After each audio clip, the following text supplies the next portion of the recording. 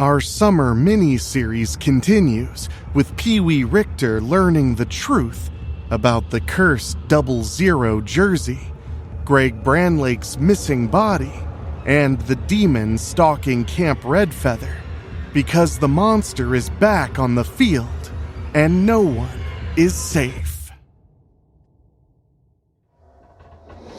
What's that? You want to be scared? Come with me.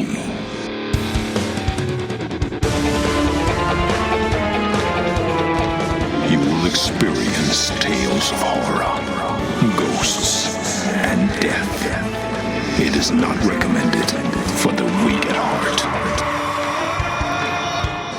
Listen in the dark. It's more fun that way. This is Weekly Spooky.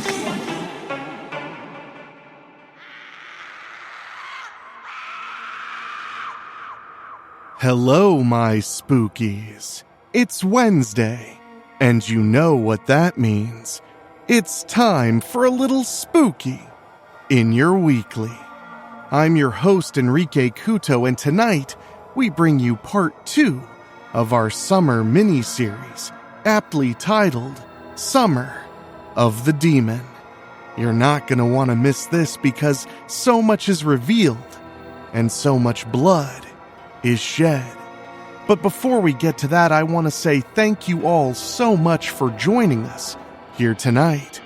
It's summertime, and that means only the most diehard of Halloween all-year-long spookies are tuning in, and as one of you, I'm happy to provide. And if you love what we're doing here, there are 2 ways you can support us, and one of them costs you nothing at all. And that is simply head to your favorite podcast app like Apple Podcasts or Spotify and just leave us a 5-star rating, as it helps other spookies see they're in the right place. It helps a ton, so I really do appreciate you taking just a moment to put in those stars. And if you want to support us in a way that can cost you as little as just $1 a month, just head to weeklyspooky.com/join. You'll get 2 bonus episodes every month and over 5 years of exclusive audiobooks and creepypasta readings. That's weeklyspooky.com/join. Your support helps keep the show going for another 400 episodes. But now, as for tonight, what if the monster chasing you wasn't just back from the dead? What if it left clues behind?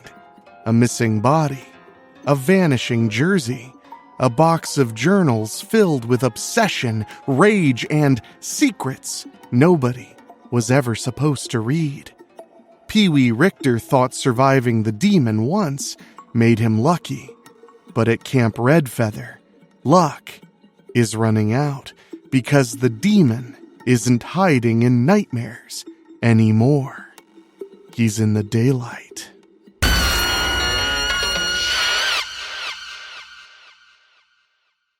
Last time on Summer of the Demon, Eddie Peewee Richter recounts how he braved the demon and won the state championship for Strickfield High. His life hasn't been the same since. The following summer, Eddie and some of his teammates are at a football camp to practice playing at Strickfield U in the fall. Eddie still has nightmares about the championship game. The demon returns to wreak havoc at the camp, killing the former quarterback of Strickfield High. Unable to cope, Eddie tries to escape the camp, only for the demon to intercept him. Knowing that he has to do something, Eddie returns to Strickfield and breaks into Greg Branlake's house. Finding some of his old journals, Eddie reads an entry regarding the jersey that transformed Greg into the demon. Eddie is soon ambushed and shocked into unconsciousness. Has the demon found Eddie again for the final confrontation? Let's find out in Summer of the Demon, Part 2, by Rob Fields. I wake up and see I'm on a bed, still in Greg Branlake's room. The lights are on and I'm seeing an older couple both wearing pajamas and slippers. "Easy, son," the man says. "What are you doing in our house?" the woman demands. When I see the man's got a gun, I raise my hands. "I ain't here to rob you." The man puts the gun down on Greg's desk. "I'm not going to shoot you. I only stunned you with a taser. I'm not arresting you because you're Peewee Richter. See, I'm with Strickfield PD. You were in the state championship game that night at Strickfield Academy." I nod and point to them. "And if you two were there, you saw what happened to Greg." The couple glances at each other. Then the woman sighs. The man holds up the journal I was looking at. "Greg's been keeping these since he started playing football. May I ask what you were looking for in them?" I sigh. "You're not going to believe me." "Son, we saw what happened to Greg on the field that night, just like you," Mr. Branlake reminds me. "The demon's back," I blurt out. When Greg's parents stare at me in disbelief, I tell them what happened at Camp Redfeather. "Was he wearing that McKnight jersey?" Mr. Branlake demands. "Sir, you can't not see that 00 or those glowing red eyes," I answer. "But that's why I came here, to see if I could find out anything about that jersey. I think I found something in the journals before you busted me." I really feel bad now. "I know what I did was wrong, and if you have to arrest me, I get it," I said. "I'm not going to arrest you, son," Mr. Branlake said. "Come downstairs. I got some things to share with you." I get off the bed and follow them downstairs. Mrs. Branlake tells me to sit on the couch. I read all of Greg's journals, Mr. Branlake says, sitting down. "Greg bought that McKnight jersey at this junk store called Tinker's. Ever hear of it?" I shake my head. "Can't say I have." Mr. Branlake continues. "Greg saw that jersey and spent a lot of money to get it. It was no secret he was struggling with Coach Crandon. I think his game suffered because of him. He nearly lost his quarterback position because of what you did at the Battle of Strickfield." When I look scared, Mr. Branlake raises his hand a little. "Relax, son. You were just playing the game. I respect that." He sighs. "When Greg started wearing that jersey, he got better and fast. At first, I thought he got his confidence back. I couldn't tell you what was inside that jersey, but I knew something bad had got into Greg. He turned on his friends, especially his girlfriend, Katie Klein." "Greg never turned against us," Mrs. Branlake added. "But George and I knew something was terribly wrong with him." She heavy sighs. "When we heard about Coach Crandon's murder, we knew Greg did it." "Looking in the later journals, Greg was obsessed with getting even with you," Mr. Branlake says.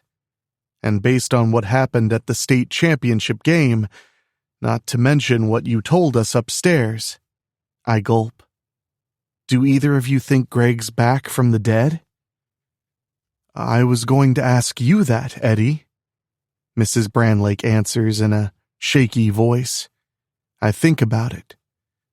"Okay. If you're right about the jersey, then what happened after after Greg was killed?" Mrs. Branlake finishes for me. She gets up and goes into the den. Then she returns with a copy of the Strickfield Journal. "This paper's from 2 weeks ago." I take the paper and see the headline. "Deceased high school football star, missing from grave." I feel my heart pounding fast as I try to read the article. Mrs. Branlake must have seen how scared I am because she eases the paper away from me. "It was a shock to us too, son," Mr. Branlake says. "Chief Kazmarak called me into the office and told me about it. Then I had the unfortunate responsibility of informing my wife and daughter.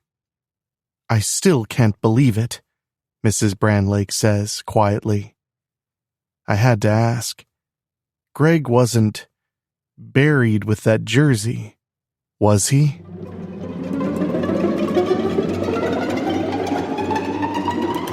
No, Mr. Branlake quickly answers. He had it on him that night at the game when he was killed. The hospital morgue called the station to tell us the jersey had disappeared from there. We never figured out who took it, but that jersey wasn't anywhere near Greg when we had the funeral service and buried him. At the funeral home, I even checked under his suit myself. Greg might have returned as the demon, I tell them. He's already killed a couple of us at the camp where we're practicing. The Branlakes both give me a sympathetic look. Now Mr. Branlake gives me a stern one. I hope you're wrong.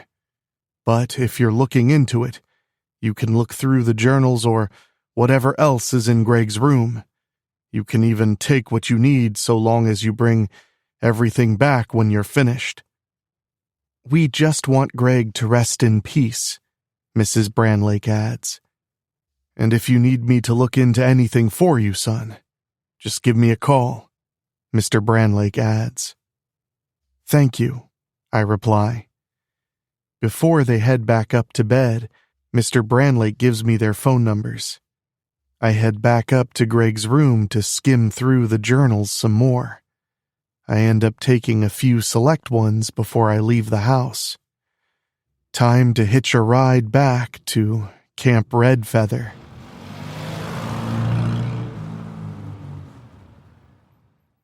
The next day. Like yesterday, I didn't sleep good. I wanted to read through the journals I borrowed, but was too tired. On the field, I'm barely keeping the other players off me. Coach Mercer notices. Come on, Richter, you're better than this. You just showing off or what? I wish I was showing off. The only thing keeping me awake are the 2 cups of coffee I downed in the rec hall, and wondering when the demon is coming back. Coach Mercer gives me a hard time again when Mark Schumer viciously creams me during a play. Come on, Richter, we ain't in the MAC conference no more. You start out like this against Ole Miss. To be fair, Coach Mercer's writing everybody, and he's right. Us moving to SEC is a big deal for the Serpents, but those other teams don't have the demon haunting and killing their players. I managed to pull it together and get a few good compliments out of the coach. The end of practice couldn't come soon enough.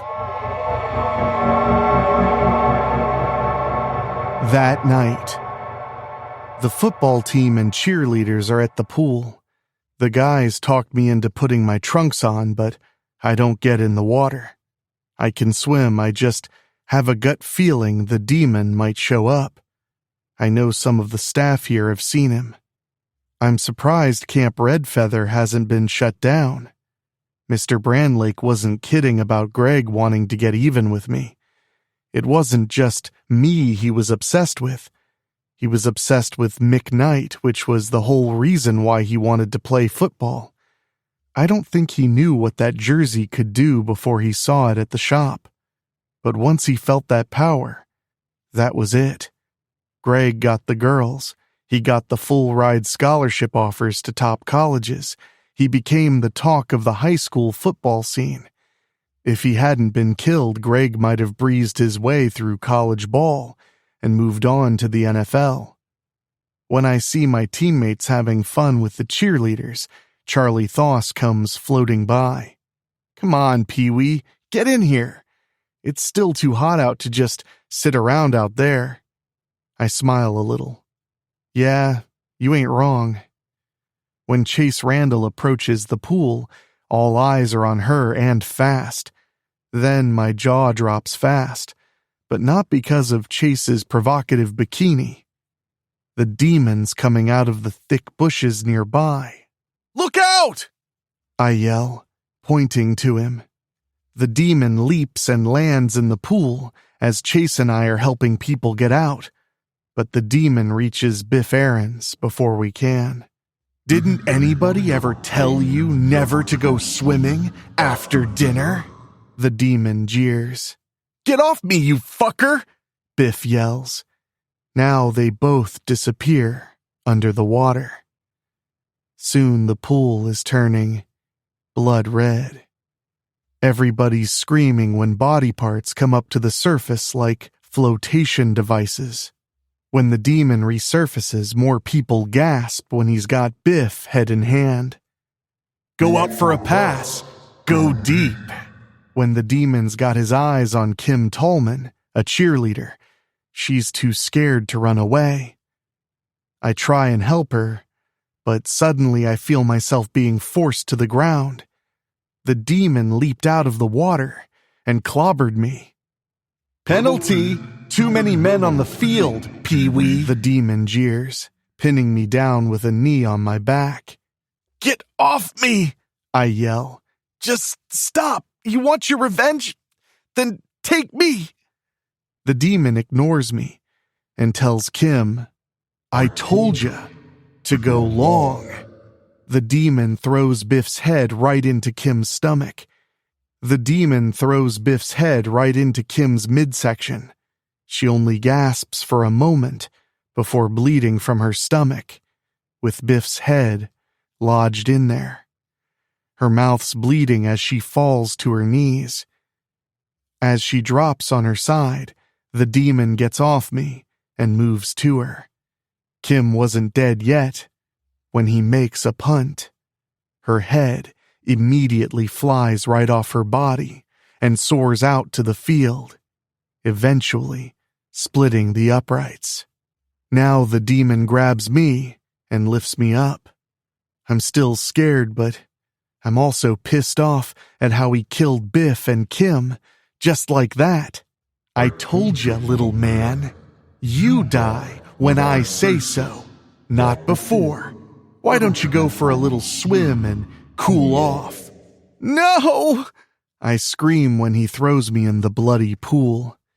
I sink to the bottom of the deep end and make myself come back up. Even though the blood was diluted by the water, I still had red all over me when I climbed out of the pool. The demon's on the other side of the pool and points at me. Now that's blood, sweat, and tears. The demon laughs cruelly before he turns and heads back into the trees. I want to go after him, but what would I even do? How would I bring the demon down? I feel so helpless, and I start crying.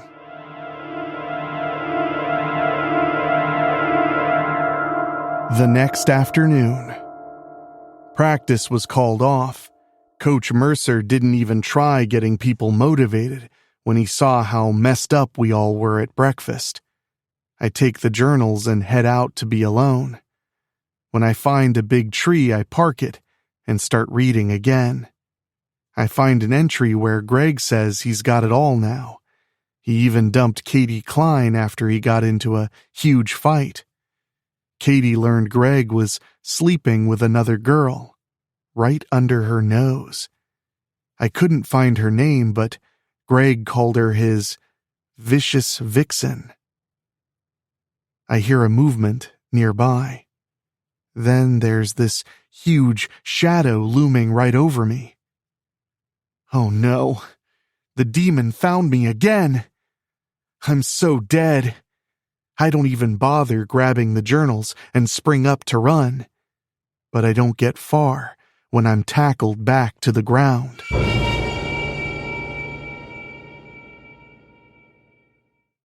I scream as I'm being turned on my back. Only, it's not the demon. It's a girl. Maybe a young woman. I know I've never seen her at this camp. Still, there's something about her. Who are you? I ask, trying to save face. What's the point? She definitely heard me scream. She saw me get scared. I know you, she tells me matter-of-factly. Who else could I be? Then I know. You're Jessica Branlake. Correct. She gets off me and takes my hand to help me up. Jessica is a head taller than me.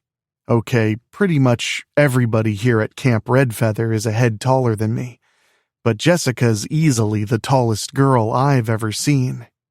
What are you doing here? I ask. Oh, okay. I know what you're doing here, but how? I know you're a cheerleader, but you're not one of ours. Jessica laughs. Correct again. I cheer for Ohio State. She explains how she just pointed to a name on the clipboard at the security station and got into the camp no problem. Nobody's caught on to me yet. I had to come here when I heard Peewee Richter was playing for the Strickfield Serpents. I raise my hands in front of me. Look, she raises one of her own. Now, I'm not here to cause no trouble for you. When Mom and Dad told me about you coming to the house, I knew I had to come talk to you. Come on, we both know the demon was coming after you, right? Greg and I never really got along when we were growing up, but he was my baby brother. I'm right there with my parents on wanting closure for him. But what do you want from me? I ask her. She shows me a copy of the Strickfield Journal, the same one Mrs. Branlake showed me. Then she sighs. I read this story a bunch of times. It's full of holes. Miranda Mason Phillips is a good reporter, but she don't know everything. Well, I want to know everything. She looks at me devilishly. What do you say you and me work together here? I smirk. Do I have a choice? No, she says flatly. But won't the demon come after you if he sees you're here? I ask. She laughs. Oh, believe me, Eddie, if the demon is Greg, he ain't gonna give me no pass 'cause I'm his big sister. I told you, he and I never got along growing up. Besides, I can tell you things about Greg you ain't gonna find in any of them journals, such as, Greg wasn't the nicest person in the world, even before getting the McKnight jersey. When he got good at football and knew it, he turned into such a douchebag. I couldn't count how many times he threw his football at me, whenever he got pissed. Then I ask her, do you know anything about a Vicious Vixen? I just read in a journal she was the person Greg was seeing behind Katie Klein's back. She sighs. I've talked to Katie before, but even I didn't always know who all Greg was dicking. I can tell you for sure, he never liked Katie. Probably got with her just to have someone to call his girlfriend. I did hear him tell his friends that Katie was a prude. I'm surprised that never got back to her. Yeah, I read that in the journal before you scared me to death, I admit. Jessica's interested. He wrote about the bitch he was seeing behind Katie's back? Let me see. I retrieve the journal and see it's still opened to the page. We read the entry together. September 18th. Seriously, why do I keep Katie around? You'd think I'd be the one trying to have sex with her, but she keeps trying to get it on with me. Of course I can't think of Katie now when I just met the perfect girl. She sure ain't no nicey nice like Katie. When I saw my new girl literally rake her fingernails across another girl's face during a fight, I knew I had to have her. What my new girl quickly learned was that I take what I want. All I had to do was just grab her and kiss her to make her mine. I love talking to her. I know soon we'll be getting it on. I won't name her here in case someone else reads this. Let's call her my Vicious Vixen. Problem is, I won't be able to keep her if she sees how much Coach Crandon's been affecting my game. My Vicious Vixen demands a winner. I gotta do something to improve my game, fast. I need that Vicious Vixen. I must keep her. Wow, talk about obsession, Jessica says. Oh, it gets better, I tell her. I pick up another journal and flip to the page I want her to read. Check this out. October 15th. I can't believe how much fortune has shined on me.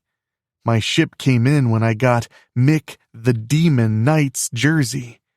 I spent nearly everything I had, but this jersey was worth every red cent. Call it an investment that'll pay huge returns.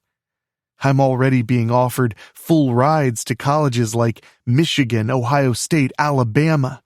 Not only that, I can keep my Vicious Vixen. Boy, did Katie turn into a real bitch after I dumped her in front of the other cheerleaders. Thanks to the jersey, I got it all. I even killed Crandon. But he had it coming for the way he kept riding me. My Vicious Vixen knew I killed him and couldn't pull me into her bed fast enough. This jersey made McKnight the man he became. He had it all. Wealth, fame, power, babes, anything he wanted. All he had to do was take it. Now I got the power, and I'm taking my Vicious Vixen with me. What good is having everything when you don't have a hottie like her to share it with? My future is now. Jessica and I look at each other. Come on, Eddie, let's work together. We both want to know what's going on.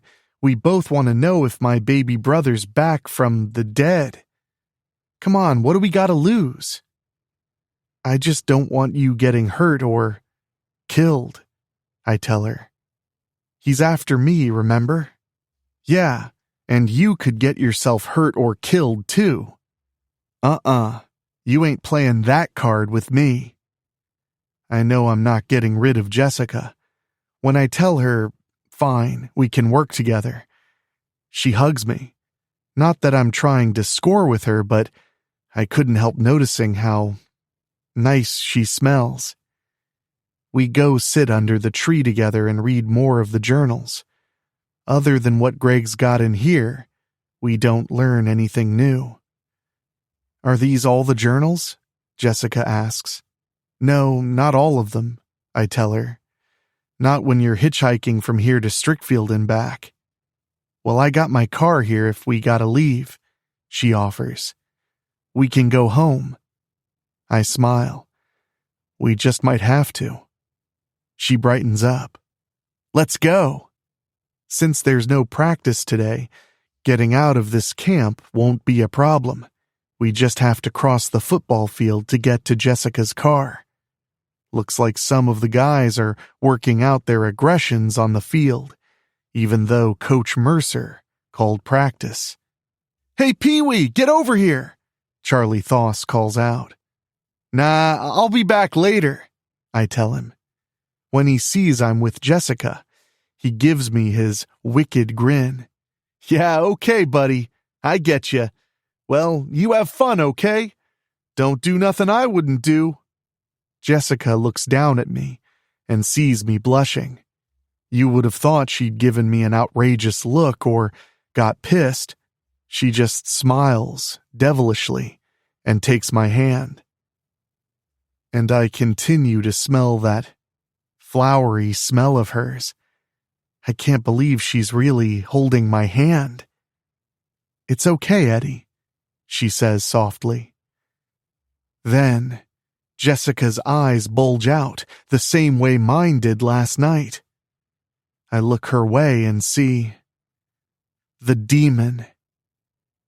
Holy crap, he's actually walking around out here in the daylight. Look out! Jessica and I both call out to the guys together. They look and see the demon coming right at them. You would have thought they'd be running away, but Charlie points right at him. "You're dead, you son of a bitch!" "Charlie, no!" I call out. "You don't know who you're dealing with! He'll kill you!" The demon moves to the center of the field from the sidelines. Then he stretches out his massive arms and hands. Ha! Don't make me laugh. The guys all scream and run right at him. Jessica and I can't do anything to help. The demon shows Charlie and the others his power as he's grabbing them and flinging them away, like they're pillows. And Charlie is easily the biggest of these guys. He doesn't know when to stay down, which was a good thing in helping us win the state championship, but it won't help him against the demon. And then, "No! Chase! Get away!" Charlie calls out. We all turn and see Chase Randall standing close by. How the hell did she suddenly get there? But the demon's only a couple of gargantuan steps away from her. When a few of the other players try and tackle the demon again, he stops them both dead by grabbing their hair. Then he makes them scream by digging his fingers into their heads. Next thing we know, those guys are screaming as he's ripping their skulls and spines right out of their heads. Their faces and hair are just hanging there. I can't help it and drop to my knees and throw up. "Eddie!" Jessica shrieks. Chase gawks at the demon as he's holding his new weapons by their spines now. "Look, cheerleader, I got me some pom-poms too. Let me show you how the demon cheers." Chase's eyes grow wide when the demon starts swinging the heads like they're slings. I don't think twice and start running at him. I don't think the demon will kill me. At least not yet. It's either me or him now, but he is not getting Chase. And next week, my spookies, Summer of the Demon gets even wilder. Peewee, Jessica, and Chase hit the road, looking for answers, but what they find inside Katie Klein's old house may change everything they thought they knew about Greg, the cursed jersey, and who really pulled the trigger on championship night. But answers come with a price, because in part 3, the demon is done waiting in the shadows.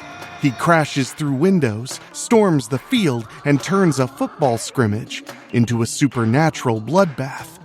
So don't miss Summer of the Demon Part 3 right here next week on Weekly Spooky. So make sure you're subscribed on your favorite podcast app. And thank you guys so much for enjoying this summer mini-series with me. I look forward to these every year. It's a lot of fun to bring the heat and bring the fear. That's my thing. And I want to say an extra special thank you to our Patreon podcast boosters, folks who go to weeklyspooky.com/join and pay a little bit extra to hear their names at the end of the show. And they are Kate and Lulu, Jessica Fuller, Mike Eschewey, Jenny Green, Amber Hansford, Karen Ouimet, Jack Kerr, and Craig Cohen. And if you want to hear your name at the end of every episode of Weekly Spooky, just head to weeklyspooky.com/join and sign up at the $15 a month or higher tier. It really helps us keep the show going, and you get all the other goodies every single month. Your support really does mean the world to me, and I thank you very, very much. And make sure you check back tomorrow for a Thursday Thrills that I know will keep you on edge. But for now, I'm going to get back to it. So, for myself, for my executive producers Rob Fields and Bobbletopia.com, my producer Dan Wilder, and of course my creepy composer Ray Mattis, I will talk at you next time. Thank you for listening. Make sure to find your way back next week. But for now, You are safe. Trust me.